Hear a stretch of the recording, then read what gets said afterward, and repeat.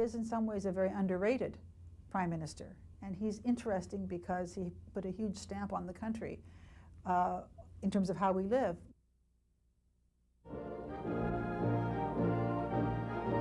First of all, our flag, which we're very proud of now, our focus on official languages. It was Lester Pearson who created the Bilingualism and Biculturalism Commission.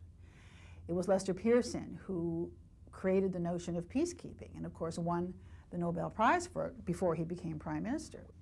Medicare, the capacity for provinces to opt out of federal programs. I mean, so many of these things which have either set the agenda or define who we think we are as a country are the products of Pearson's leadership. This is absolutely right.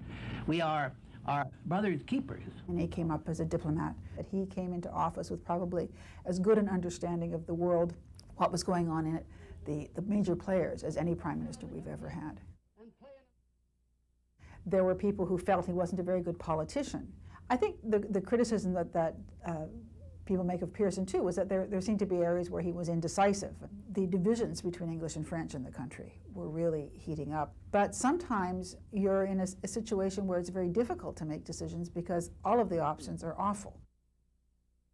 Vive le Québec libre! When de Gaulle came to Canada and shouted, Vive le Québec libre, Pearson was extremely strong in his response to that. It was his international sophistication and his profound awareness that this was a totally unacceptable way for a foreign head of state to behave in our country.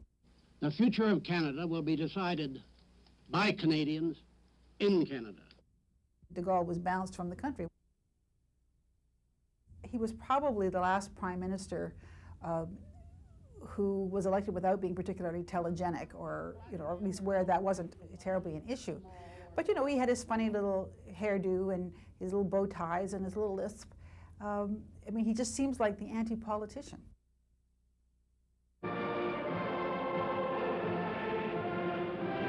I'm sure that Pearson went through what every political leader goes through when they leave office.